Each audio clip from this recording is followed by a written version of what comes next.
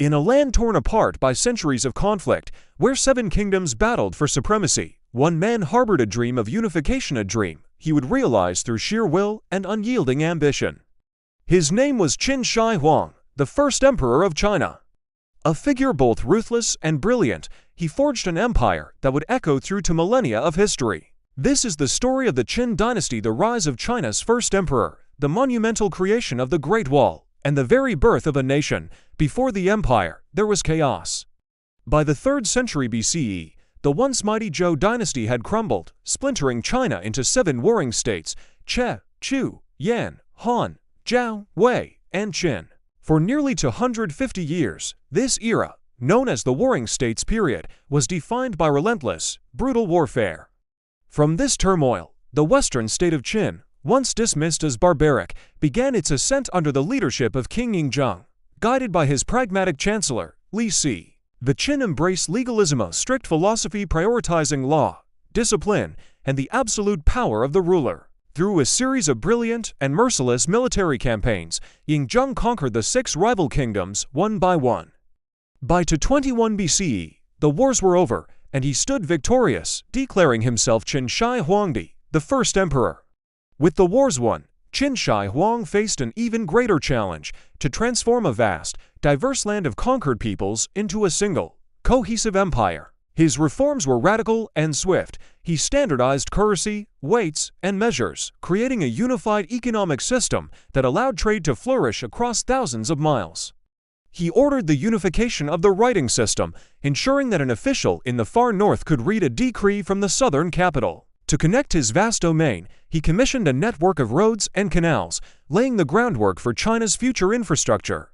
Most importantly, he abolished the old feudal system, dividing China into provinces governed by officials loyal only to him.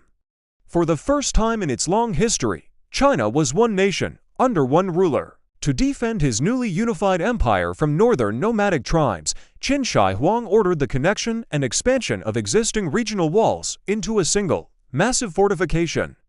This monumental project, the precursor to the Great Wall of China, required the labor of hundreds of thousands of soldiers, peasants, and prisoners. Many toiled in harsh conditions across treacherous mountains and desolate deserts, never to return home.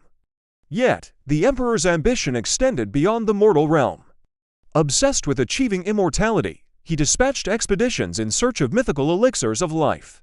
He also commissioned an extraordinary project to protect him in the afterlife. In 1974, farmers digging a well near Xi'an stumbled upon one of history's greatest archaeological treasures. The Terracotta Army, over 8,000 life-sized, intricately detailed soldiers, chariots, and horses stood guard, a silent testament to the emperor's immense power and his profound fear of death. Despite these incredible achievements, Qin Shi Huang's rule was one of absolute and often brutal control.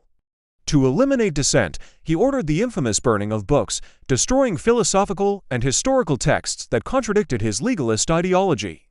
Scholars who dared to defy his will were reportedly executed, all in an effort to control thought and expression.